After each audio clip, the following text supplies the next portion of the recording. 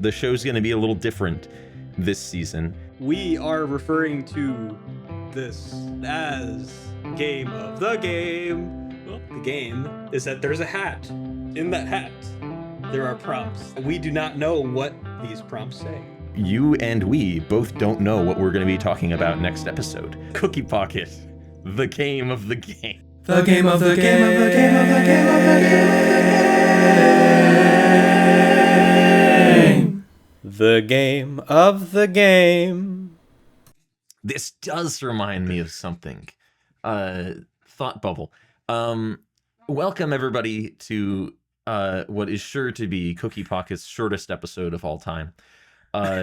Today we are discussing the film Ladies They Talk About from 1933. I'm being very direct, more direct than we've been in any episode this season, because we want to stop talking about this movie. Just the facts. Just the facts. Last time I drew a prompt, a good prompt by Mitchell. I have to admit, this was a good prompt that was wasted on this film. I'm not going to claim responsibility for that, or at least I'm not going to claim deliberate responsibility for that, because I went into this choice with the best intentions. The prompt that I drew was an LGBTQ plus film from before 1940. And I thought, okay, I don't know of any films that specifically meet that criteria. So much as I have for other Mitchell prompts throughout this season, I said, let's do some research. And I typed away at my laptop on a Thursday night, and I went through lists of LGBTQ plus films. I said, okay, these are from this era, everything before 1940. The intent has already been met. And I came down to two that I thought these sound like really good options. One, which I am kicking myself for not picking because it had to have been better than this movie, was, I think it was called like Blackmail or something like that. It's a D.W. Griffith film. And it features apparently the first ever filmed depiction of an erotic kiss between two people of the same sex. That's however, gay. Wow. What I found, however, the information that I found on the film did not imply how major that was to the plot. If these are just two characters in the background of a scene, well, does that really count? It's like The Rise of Skywalker. Yeah, exactly. Can they be cut out of the film in China? Because that doesn't really count if they can. And so the other film that I found was Ladies They Talk About from 1933. And what I found was this was a film about a character played by Barbara Stanwyck who goes to prison, goes to a women's prison. And the information I found said that there were multiple characters in the prison with her that were either implied or overt lesbians in the narrative of the film. And I said, okay, multiple characters, implied or overt. This means it has to be a part of the plot. I'm going with this one. It's the safe choice, but I'm going for it. And in that respect, at least, it was a letdown. But I think we've all established we were pretty underwhelmed by this. But what did you guys think of Ladies They Talk About? Yeah, it was a 2 out of 5, and I feel like the most discouraging Cookie Pocket slate of rating, I think, is when all three of us agree on a 2. Yeah, because none of us are offended, as I often am. A 2 is rough. Or a 2 is rough. Yeah, needlessly defensive of something that may not deserve it. It does have Barbara Stanwyck in it. Who we recently talked about in our holiday special about a better movie, which was Mitchell's pick. I thought about watching that again. And I do. I think she does have a couple fine moments. She is an old time movie star, and it shows at times. But then there are total head scratching moments too. I'm sure somebody will answer the question of what happens in this film, and I hope it's not me. But towards the end, she's in a scrap with a man who would like to marry her, and she shoots him through his shoulder. Yeah. And about 5 seconds later, they kiss and make up. I can fix her. Yeah, and which the seems funny to be a thing running is, thing for Barbara Stanwyck. True. She's the I can fix her of 1933. Yes, even in Double Indemnity, I think that's true. But and it's so funny because he's like pining for her. She attacks him, and then it's like he's like, "Oh, now that she's like almost killed me, now she likes me." It's such a strange turn. But yeah, this is a pretty underbaked attempt at a noir, and you can tell that this is very early in terms of sound. I didn't think this was even attempting noir. That puts an interesting I was just dimension thinking on that it, too, I guess. but that's interesting. There are noir moments in this, or like noir theme. There are, I guess, yeah. You know, thinly veiled anyway. Yeah, I don't know how far it gets, but it's a label that occurred to me, I guess. It's, you know, we start with the heist, and then but I think the biggest bother for me was the sound. Like, it's just and I struggle with this more, I feel like, in early talkies than I do with silent film, because silent film tends to have a more ubiquitous orchestral soundtrack of some sort, or piano soundtrack or something going on. But in this film, it's a lot of one person says a sentence, dead silence, another person says something, Barbara Stanwyck has a witty comeback, like a second and a half of dead silence, followed by the like raucous laughter and a mono audio mix. Prison, so we're like, really far away, so we have to yell because the microphones aren't good enough to pick us up. Yeah. This is the atmosphere on this set, and a lot of early talkies is, I think, pretty well captured. But we all saw Babylon together. What? Ancient times? 4 years No, don't ago? say that. Don't say that. I can't believe it was. No way. And there is that scene in Babylon where it's the first talkie that they're all filming as a group, and she has to be like exactly on the mark and speak a little louder in order to. And it feels a lot like this movie, where it feels so kind of stilted and stagey because the microphone is right here, and if I don't speak exactly in my mark and exactly with the right cadence, it's not going to pick me up. Yeah, I don't think I have much else to say. It's a forgettable story with awkward performances, Stanwyck accepted, and it doesn't even deliver on any sort of scandal or. No. And I would argue.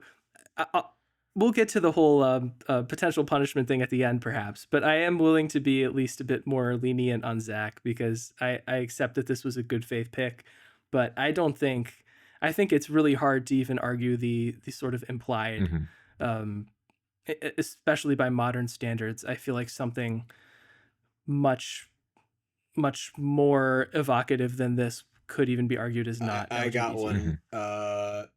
Skyfall.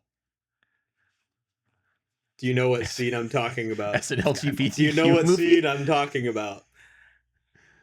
It's been too long. I don't. I've not seen Skyfall in full, at least. That's crazy. That's crazy, Zach. I'm working my way through the Connerys. I just finished You Only Live Twice. Excuses. Sean Connery pretends to be a Japanese man. I forget the exact quote. I mean, ooh. I guess I don't want to spoil it for Zach, but essentially there's an no, it's not fine. It's not fine. Silva is interacting with Bond, and and he feels his legs, like when he's talking to him, and he says something about like being interested in men too, and then he's like, Bond is like, what makes you think I haven't before or something, and Daniel Craig, who's a fantastic actor, you literally cannot tell if he's being like serious or he's just like feeding into the villain thing like Bond usually does. And that has more subtext than this whole film does. And that's crazy to me. Yeah, I think there's one character. There's one character where Barbara Stanwyck is first being shown around the prison. And there's this like 6-foot stern-looking woman at the sink who kind of turns around and goes at her. And her friend in the prison goes, stay away from her. She likes to wrestle. Which the implication there, the rather nasty implication, seems to be you best keep clear of her or you might get pinned down in the cell one night. Which I don't think is very positive representation. I mean, other than that, you could say that I mean, nothing in this is coming across as like salacious or controversial nowadays. I feel like maybe in 1933, as quaint as this sounds, the idea of all these women being so bawdy and smoking and playing cards and being this kind of witty and argumentative with each other, the idea of a woman even being involved in crimes such as bank robbery or shooting a man that would sort of feel kind of like naughty. But now it feels like very, very quaint. It's pretty rare that I call a movie obsolete, but this really does feel like it just like a completely forgotten, unnecessary thing. If you're somebody who's like really into women in prison films, I think you need to broaden your horizons, first off. And secondly, you might find Orange is the New Black fans like, are so mad, Zach. Just got wrecked. You might find this interesting as like the port from which your favorite genre set sail. But like, I think for general, even for people who are really into cinema, like if you're a Barbara Stanwyck fan, there's better things. If you're an early talkie fan, there's better things. If you're a fan of prison movies from this era, there's better things. Like it feels like midway down the shelf in basically every factor. Well, I guess I'll give my thoughts now. Yes. Yes. Yeah, it was a 2 out of 5. It was a 2 out of 5. And the there's no okay, with these types of films, it feels like as long as there's a resolution between a man and a woman romantically, nothing else matters at all. And you get that sense even when David Slade is not referenced every 5 minutes. You still get that sense that even when there's a scene that stands alone that's really interesting, like and a lot of those like really cool shots, like the calendar flipping shot when the lady that's in charge of everything that has a weird name, the old lady that's like the lead queen bee or whatever of the prison ladies, is like rocking her chair, and it's like her foot hitting the ground as the thing's flipping. There's like, oh wow, like if you're on working on this production, you should be somewhere else, because this is not belong here. And then the podium with the depth perception is like the most depth the film has the entire time, basically. And it really feels like, oh crap, like there's a lot of scale here. And this feels like this shot could be like a modern shot. Like this is a timeless kind of shot here. And then like I've been saying, like once you kind of get like little inklings of that, when Stanwyck has really good dramatic moments where she's really showing her best cards, especially obviously her last scene at the end. And then it's like, there's just some random side character either introduced or reintroduced that's so lackluster that feels like they're in a play. And they're either overdoing it or they're all right, but the script is so ancient and there's so many like euphemisms, and it's hard because especially between the 30s and the 40s, I mean, you're dealing with like Depression era, like rainbow language, very gruff, like dirty, language. And then going into the 40s, it's more like, swinging, Hasi, back and forth, uppity kind of slang. And it's a stark difference. Like you can immediately tell this is a 30s film versus a 40s film in a number of ways. And that's the biggest one for me. And them just saying like stool pigeon, it's not something that you can even pick up in context necessarily because it's so casually used.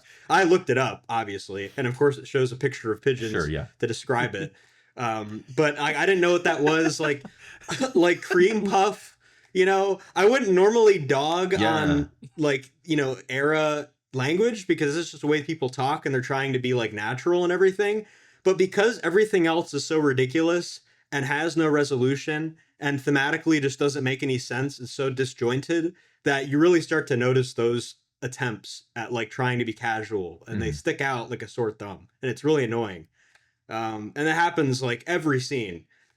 And it's not necessarily like the acting is so horrible that I can't get over it or anything. It's just all those confounding factors.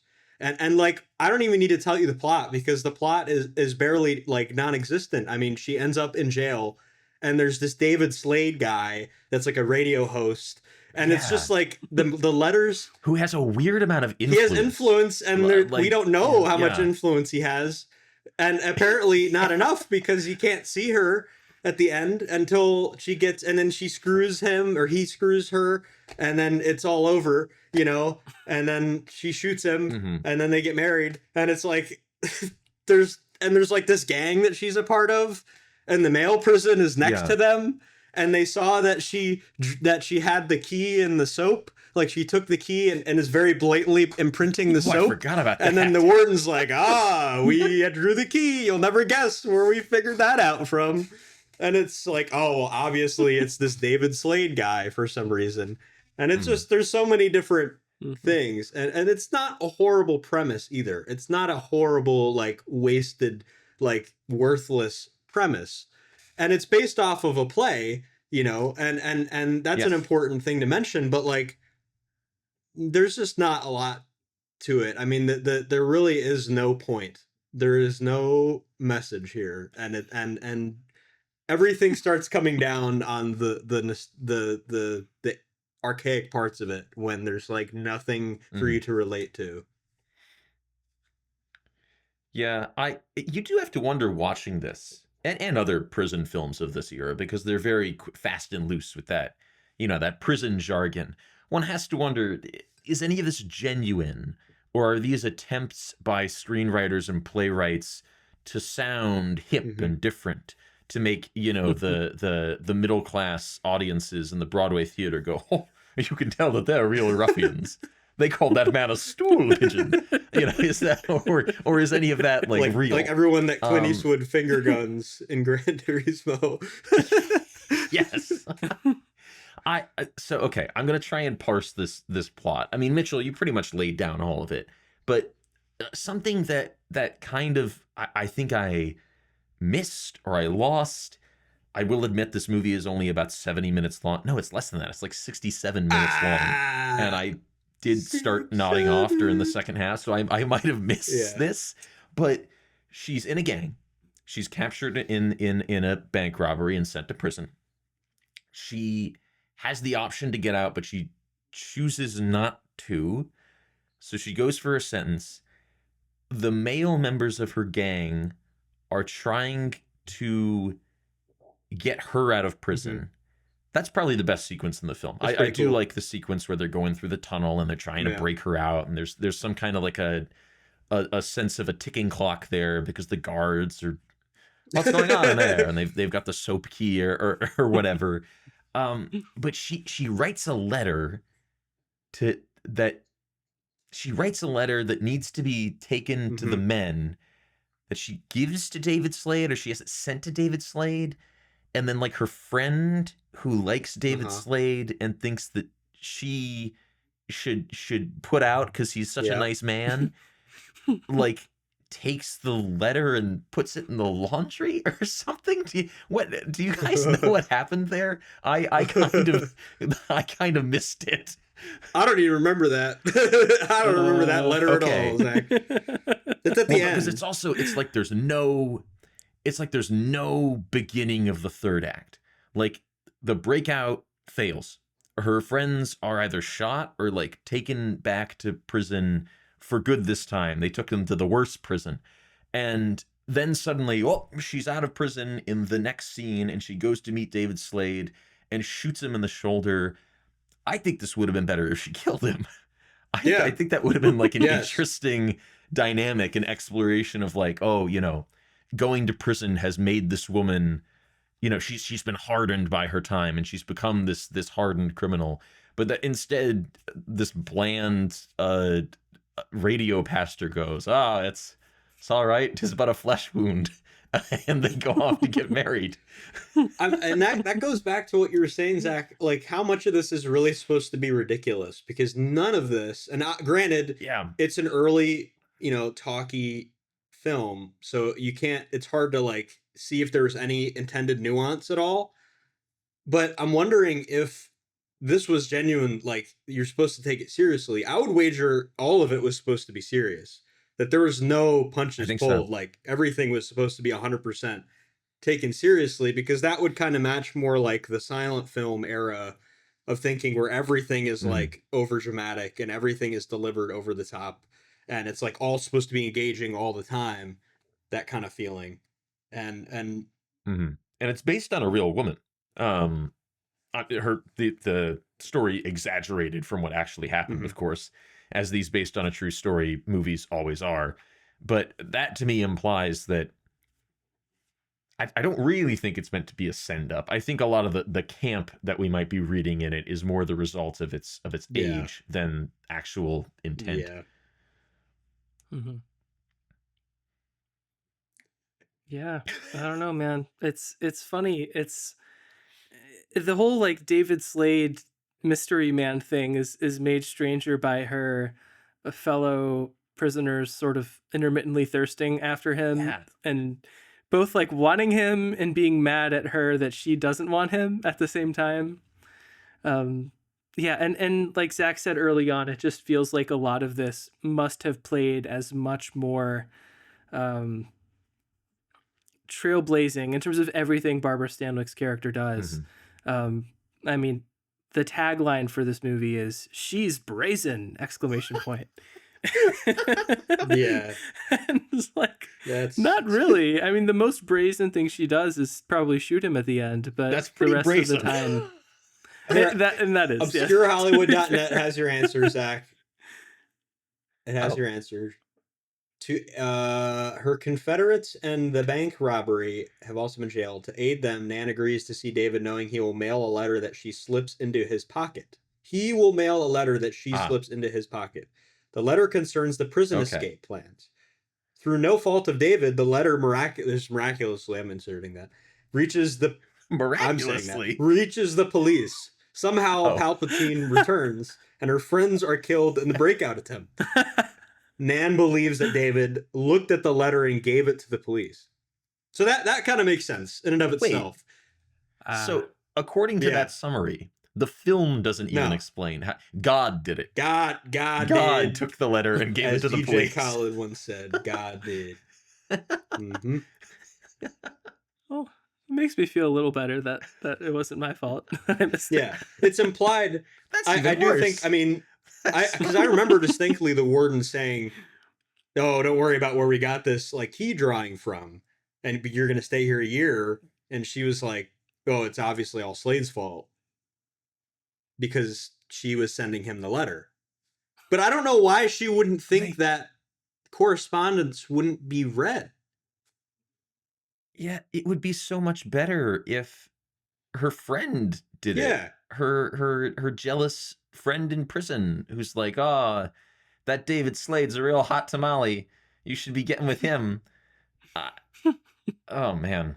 Well, also has to be mentioned, I did see, before I saw this, I saw the Letterboxd review mentioning about the racial coding, and I thought that was interesting. I don't know enough about like black culture in the 1930s to understand the whether or not it's like accurate or like there's any racial undertones to it, because it's, with Jim Crow era things, anything could be coded and it just, you can assume that there's some coding involved.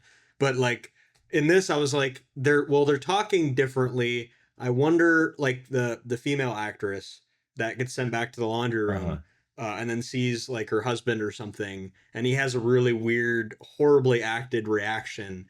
And I'm just wondering, like, if that was just like them being natural or like there was some like racial coding in that. Because I don't know if that, it didn't come across to me in my ignorance, so I don't know. I haven't read that review and don't remember what you're talking about. So I think there's at least one instance of a little bit of sprinkling of Jim Crow. The like bank janitor when they first break in. Oh, I forgot about. That's one, though I think right before they cut to him, they also cut to a white employee who's like similarly freaking out in an almost cartoonish way. I felt like that blunted it a little. But yes, the black employee does have some like bulging eyes and a real like whoa expression, and he's quivering with his feather dusters. The reason why I mention it, I was going to say definitely there. It just feels so out of place because, and that's probably why you don't even remember it, Zach. But there was like the girl that gets sent to the laundry room, the other prisoner, is like, there's like a whole separate scene that's like 10 to 15 seconds long with the guy that she's meeting with on the other side or whatever. And they like exchange and they're about to kiss, and then the person yells at them. Yeah.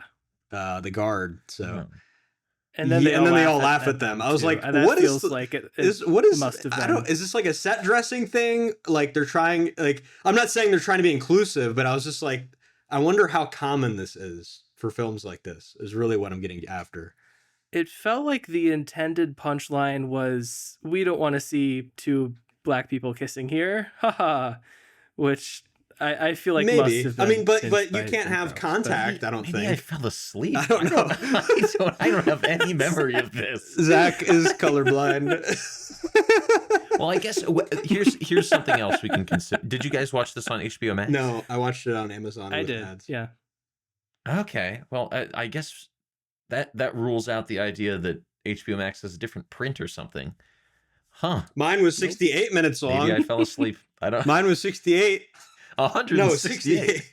That would be like, okay. Mitchell, There's a whole other movie I missed. You don't remember the car chase? You don't remember King Kong showing up? There's so many aspects to this. You don't remember when she met God? This movie had Herbert Hoover in it. He came to the jail and he said hello to everybody. They mentioned a date with Roosevelt in the beginning. Was that another euphemism, or I don't know what that was. Maybe it was somebody that just shared the name. I don't know. That was like one of the first lines. I wasn't sure about that either. No. Well, who's president in 1933? That is Hoover, right? Or is it Coolidge? I think it's Hoover in 33. Yeah. Okay. So, yeah, I don't know. I don't know what FDR's political status is at that point. I don't know what he's known for, or if people would be making jokes about him. Yeah, there's Teddy. Well, sure. But yeah, I don't know if that was a common thing to say in reference to Teddy Roosevelt at the time either. This is another thing about watching movies this old that clearly rely on like patter. Yeah, is a lot of the references are just kind of completely lost on us. And especially slang reliant movies. There's only so many things that you can go, okay, stop. What does saying mean? Until you're kind of holding up the movie. There was another one in one of the first letters that Slade sends. He couldn't get up, and I obviously had to look that one up. And sure, it was like there was so many different things about it. There was getting up in like a legal sense, like getting her out maybe is what he meant. That would make a lot of sense. I don't know. And the letters were horribly written, by the way. I don't think that was an error thing. I think that was just laziness, because there not to say that there needed to be anything that was like risque in it.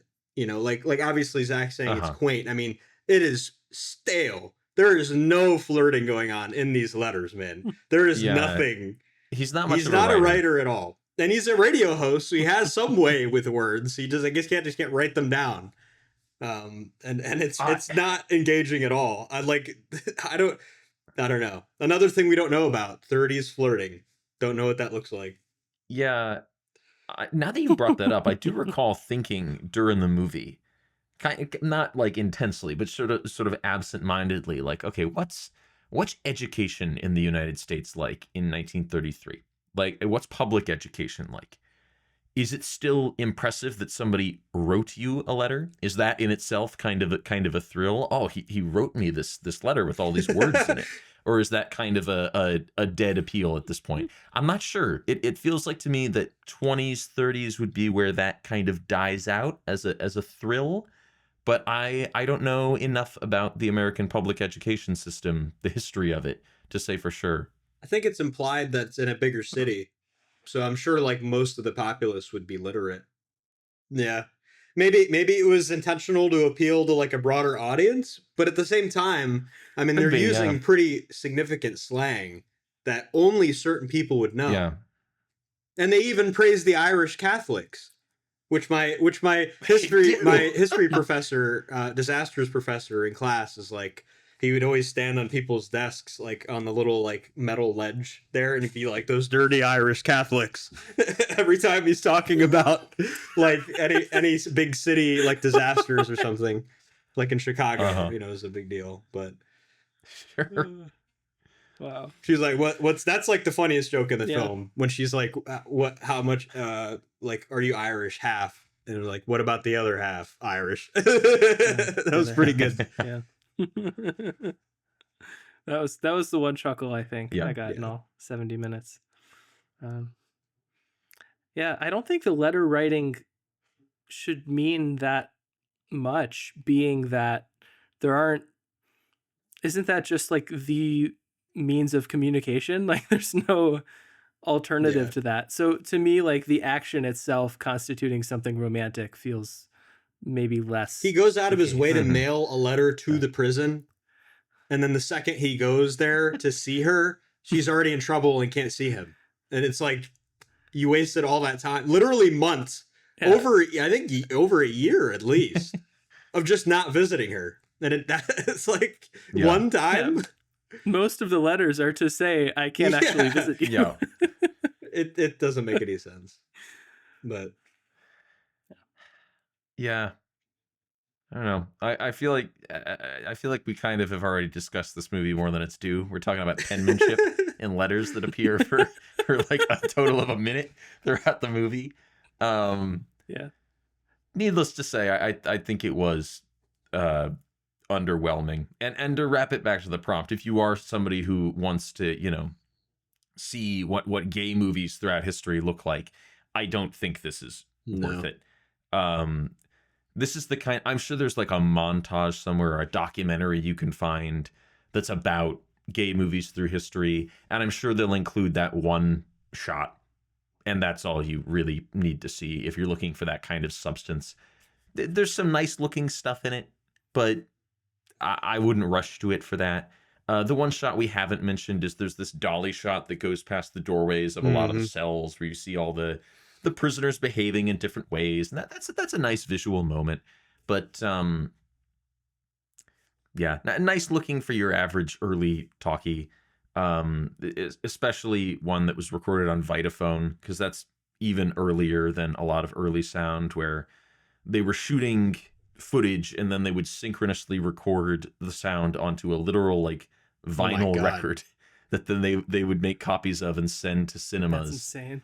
And sometimes states would want to cut content out of the movie for like morals or whatever, but they wouldn't like properly cut the Vitaphone and the film synchronously. So sometimes you'd run into a case like the original Frankenstein. There's a bit where he says, "Now I know what it feels like to be God." And a lot of southern states took exception to that, so they cut it out of the movie. But they didn't properly cut it out of the film and the audio. So the last like 50 minutes of the movie are slightly out of sync in a lot of like original 30s theater cuts. That's so bad. So this did Vitaphone pretty well, but all the issues you're going to find with early talkies, I don't recommend it. No. But, you know, and if you're sorry that we didn't give you a good LGBTQ film this time, I'm sorry, but don't worry. We actually have you covered because we talked about Bohemian Rhapsody, which is the most important LGBTQ film of all time. Weird. This season, we've basically committed a hate crime. Yeah, don't watch this. It's kind of a waste of time. Unless you're a Stanwyck stan and you need to Stanwyck and you need to see everything she's in, then that's okay. Mm-hmm. But you might as well just watch the clips that she's doing really well and not the clips where she's calling people cream puffs. All right. We're moving on to week in review. Yeah, I think Christian should go first. Yeah. I hear Christian has some very important. Oh yeah, when I promised that thing before, I lied. I haven't had any time to watch Andor, but I will eventually. Oh, that's fine. And you know, I'm glad you're not rushing it because I want you to enjoy it and do it at your own pace. So you're fine. Yeah, week in review can be very feast or famine. I usually have like a dozen things I want to talk about or -5, and this is a dozen week. in like every possible medium. I finished reading Dune Messiah. I've been listening to a lot of Japanese city pop, and I'm really excited about it. I've watched a lot of good movies, but it's going to be video game today because I finally finished the Silent Hill 2 remake. Thank goodness. Which was a wonderful gift from Mitchell last holiday. And, you know, I thought it would be slower going than this because my first few sessions of playing were marred by absolute fear of nothing. Like the early prologue levels are literally just like walking through fog for a pretty long time. And I, having no experience whatsoever in horror video games, kept expecting an Ooga Booga jump scare. So I played the first hour or two of this so slow and across like 5 different sessions. But eventually I just hit a stride, and like I burned through the last probably 70% of this game under 2 weeks. Can confirm. Maybe under a week. Yeah. And I was blowing up Mitchell's phone every time I played, which was very fun, hopefully for both of us. So this is a remake of, and Mitchell, I'm sure, will have editorial powers to correct me when I inevitably say something wrong. But this is a remake of a PS2 game. And I think it's exactly what you're looking for in a remake or remaster of a game. It takes all of the quality of life aspects of next gen or current gen consoles, and it improves the experience. The actual gameplay is fairly simple, I think.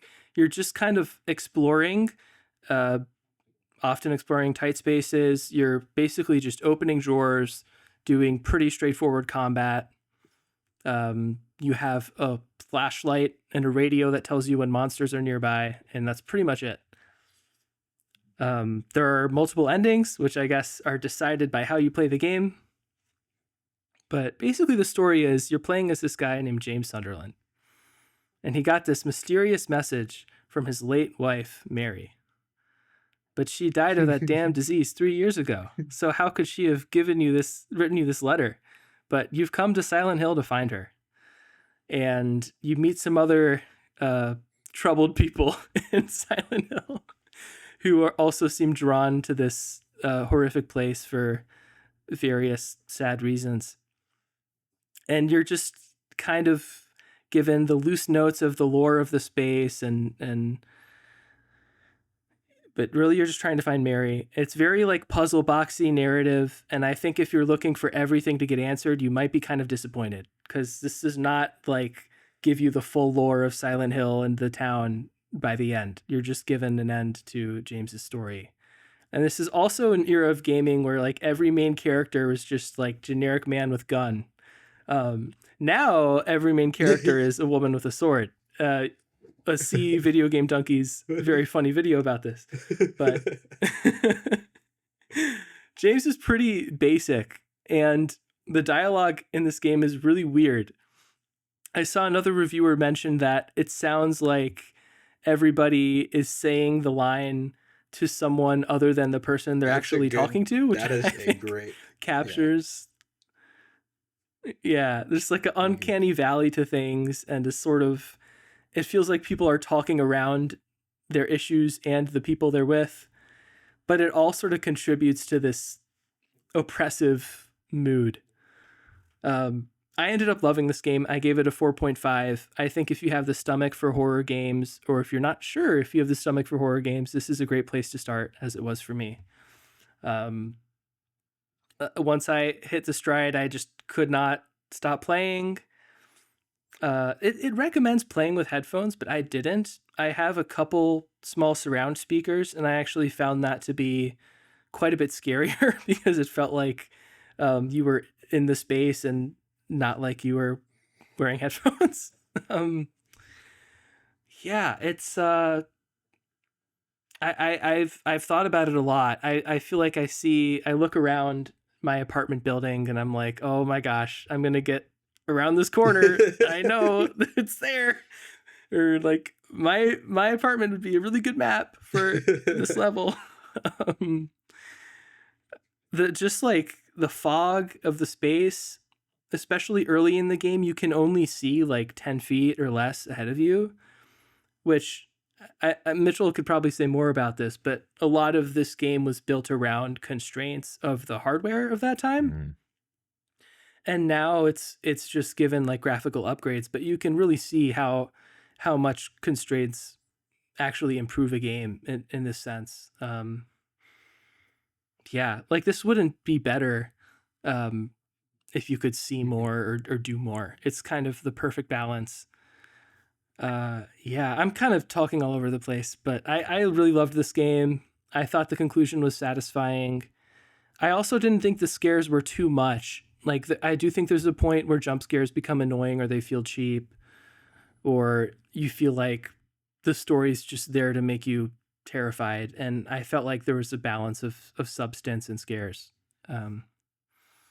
Yeah, I loved it. I'll probably play Silent Hill F next. And I've been converted first to horror filmmaking by Zach and now to horror gaming by Mitchell. Silent Hill F? Is that? Yeah. F is for friends. Yes, who do stuff that's together. the newest. Oh, that's the newest one. It takes place in Japan. I don't think most of the Silent Hills are actually that connected. But Silent Hill is like a specific place. It is a place. It is, except Silent Hill F is not in Silent Hill. Oh. That one's in Japan Okay. for reasons. Which I'm playing and I haven't figured out that reason yet. But it is in like the same universe. Supposedly. Okay, so the rest of them are kind of, it's not like an anthology thing.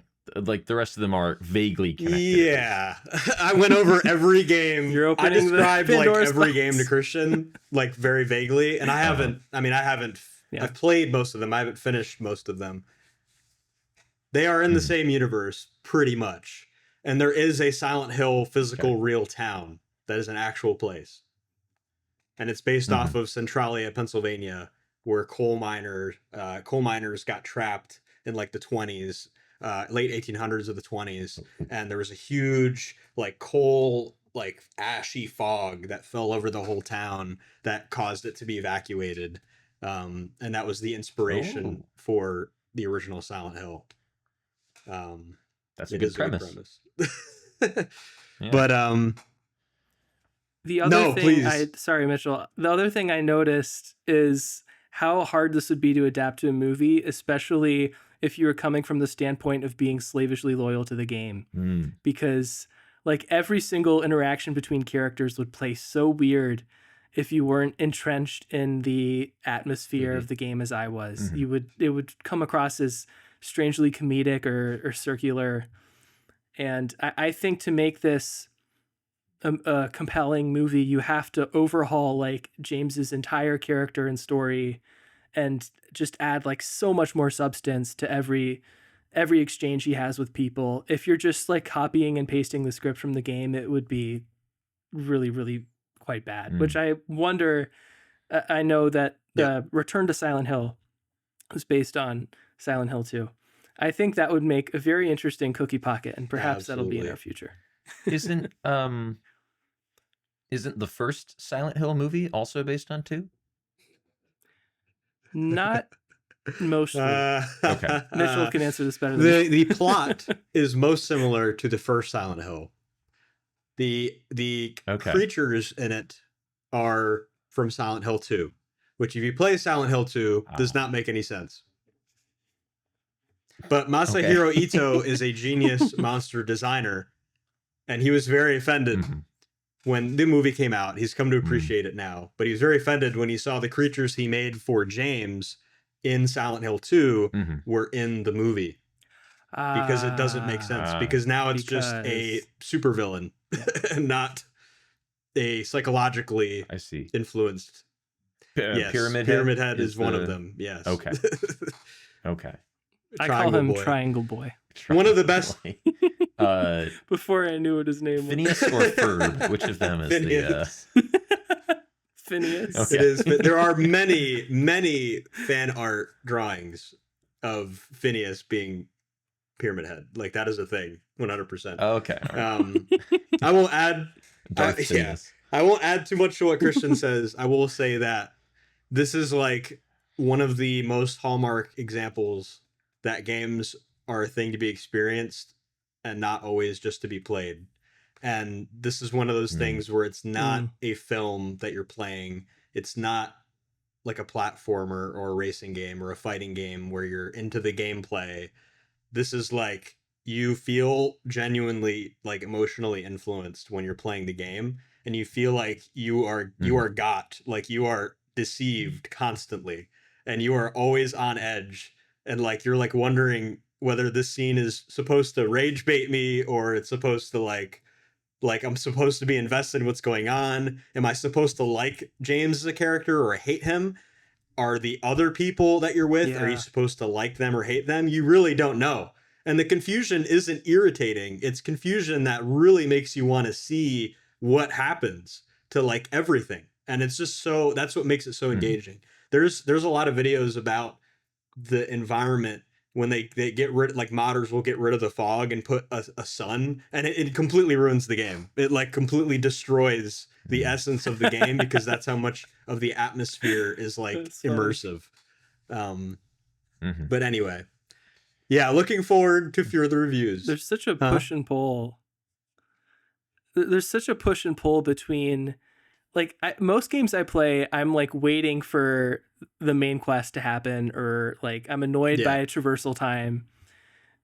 Silent Hill 2, you're like simultaneously always want to keep playing and progressing, but there's always multiple things forcing you to play slower because you're avoiding the jump scare or you want to explore everything. And like that wedded with the wanting to progress is like the most engaging and interesting way for a game to be, just generally.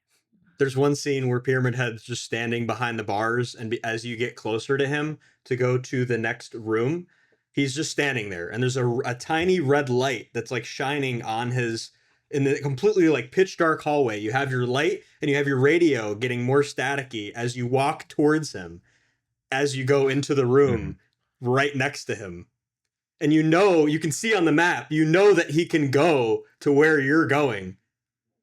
And you're like constantly looking at your map of like this building that you're in. And it's just like, there's so many layers to it. It's unreal, really.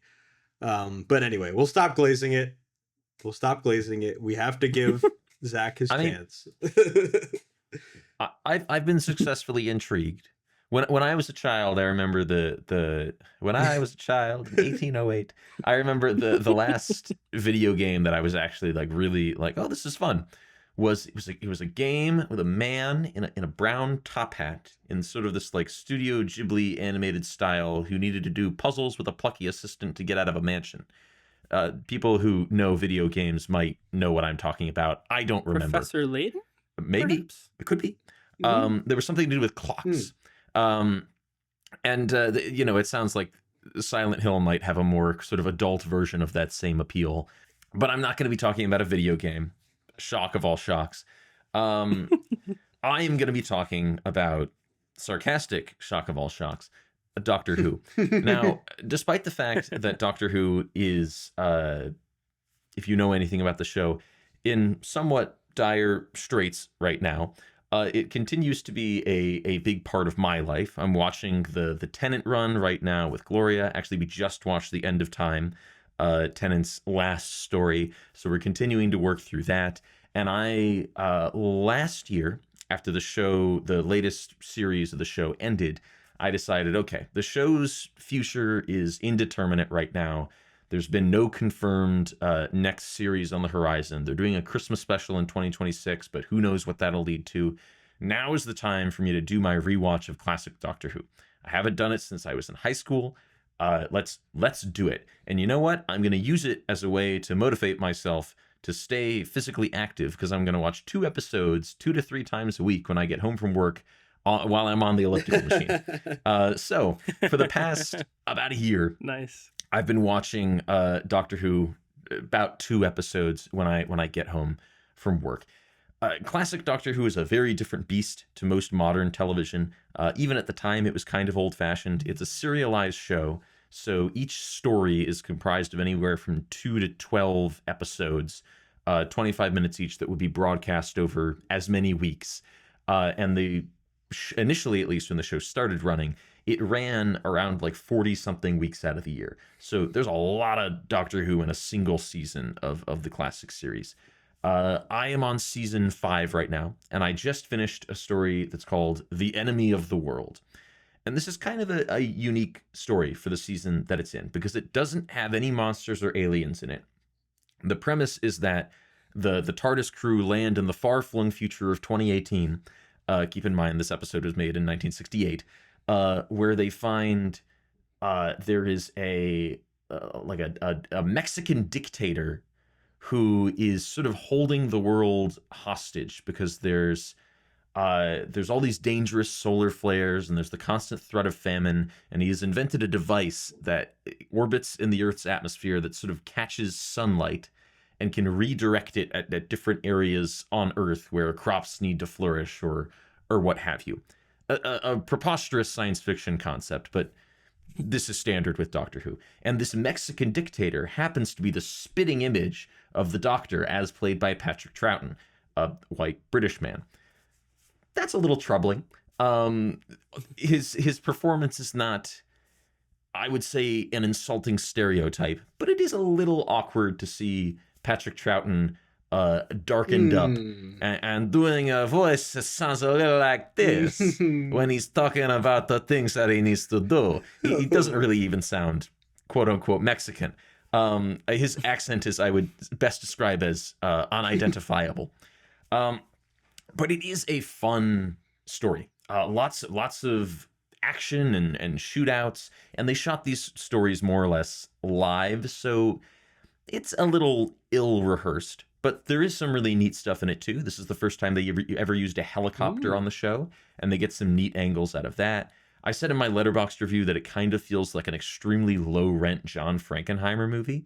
And that is intended as praise. It's exciting. It's well put together. There is a single shot where you see the Doctor and this dictator salamander on screen together, and that's pulled off pretty well. I think it's very entertaining. I give it a 9 out of 10, which is pretty high praise for classic Who.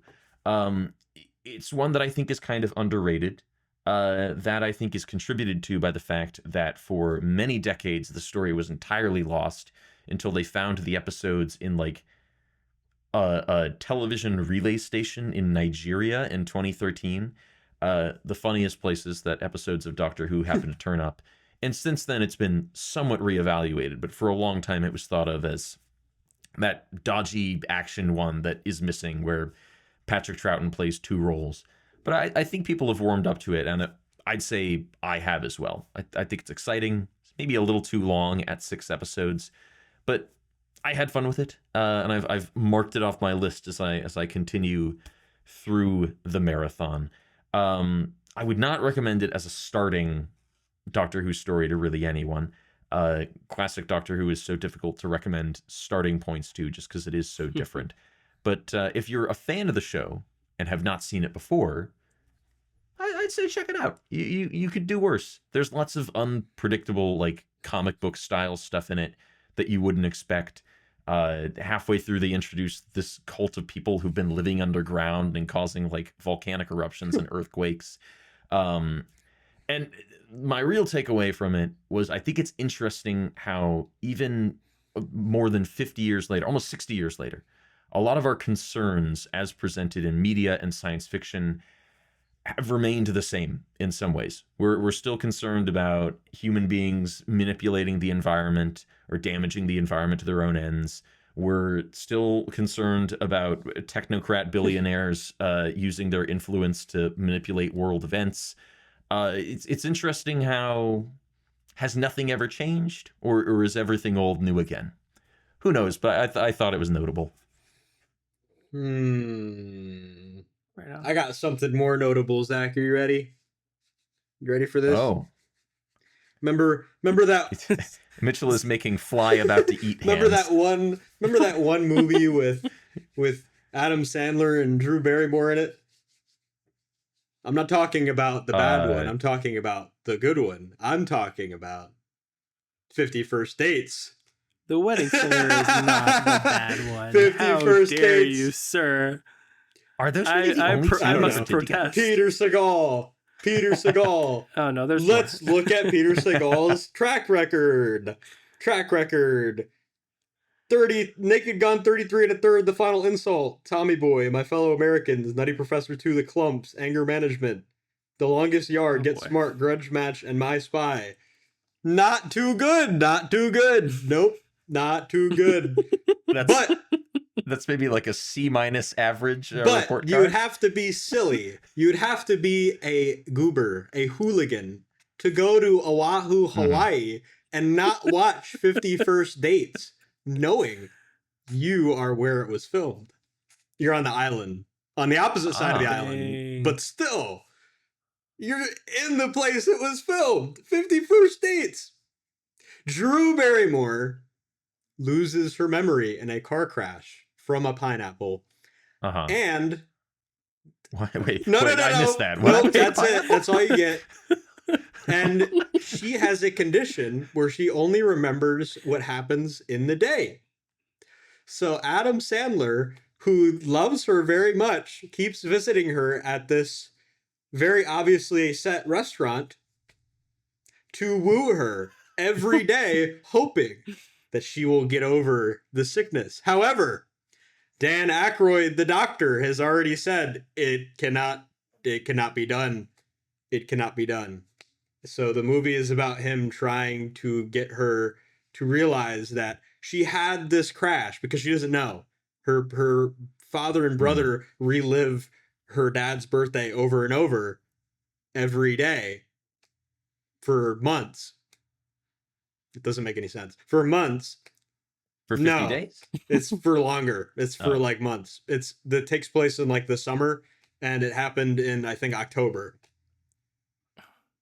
Where does the 50 come in? It sounds good. Yeah. Oh, okay. It's implied. There's also very good animal acting involved. The best walrus acting I've ever seen in my life. Because Adam Sandler works at a aquarium, and he takes care of a walrus. And there's also the comedy penguin that makes faces and stuff and reacts to everything and happens to show up in every scene in Oahu, in Hawaii. Is the walrus the one that vomits? Yes. There's a scene of like a vomiting sea mammal. Yes. How do you know this? I saw it in a Nostalgia Critic review when I was 14. Oh my god. Anyway, it's a goofy movie. It's a goofy movie, but it's not a goofy movie, but it's a goofy movie. And when does Powerline come in? Adam Sandler, obviously, he has some ad-libbed moments that are hilarious. And Drew Barrymore is a pretty good actress. She's not great. I think she's way oversold, but I do think she has her moments. Especially when she has like attitude and she's getting out of like that cute girl next door persona she always has. And the film has some pretty good moments. And I will say the ending is very bold, and you could see it, but it's pretty, everything in this movie's out of left field. So like, it's not a total surprise, but it definitely is the right ending, I think, and is appropriate thematically. But yeah, it's pretty sadistic. It's pretty sadistic what her father and brother do. And I forget his brother's name. Sometimes you just forget like really obvious actors' names. I have to tell you. What do they do? Sean Astin. Huh? I have it up. It's Sam. Oh yeah. Yep. Really? Sean Astin. Yeah, and he has like a lisp, and he's constantly like flexing all the time, and has like a fishnet. Does he wear the jersey in this movie? He has jerseys on too. And the backwards baseball cap? Man, Zach, what the hell? Jeez. It's like you just watched it with me. It's internet osmosis, I swear. I've never actually seen this film. And like the lady that he's with, they constantly it's the early 2000s type humor. So like they're constantly referencing that she's a guy when it's obvious she's a girl. The other aquarium keeper that Adam Sandler works with, who is like German or something. And is made to be unconventionally attractive. It's got all the beats in it. but it's pretty funny. It's besides like just getting over, if you get over the premise and get over like this is pretty sick and twisted that what they're doing to her, then it's fine. It's like pretty inoffensive. A resounding recommendation from Mitchell Bardsley for 51st. And then we watched Surf's Up, but we didn't finish it. You know, I can't believe it's almost over. All the nightmares. He said, a man with Stockholm syndrome. So this is interesting, and I anticipate will be hard. A silent film directed by a person of color. And the color is spelled with a U, so I freaking know who wrote this. You have been so you British outed. madman. So outed, Zach. Yeah. I mean, I would have admitted it. God. Under duress. Oh, man. It's kind of poetic that this has come on the heels of Zach forgetting the black people in today's film. Oh, come on. That is crazy. It was not a memorable scene. I really was gonna mulligan it. I was like, we've been through the Vietnamese forest, and that was a metaphor for napalm, not for. I see. I'm making the Ugandan streets and wood doors, all of the plywood doors. I'm gonna do it. I'll take the prompt. I'll keep suffering, but we'll try to make this a good one. No promises, but we'll try. Now here's something that when I wrote this prompt, I thought this is going to be a challenge, and then I realized other countries have film industries too, which I think makes it less of a challenge. If they have the equipment. Well, yeah, the silent part is the hard part, right? Because I don't know when other industries began. That's what we'll find out. Relative to, something to research. We're taking a field trip in the next episode of Cookie Pocket. The game of the game of the game of the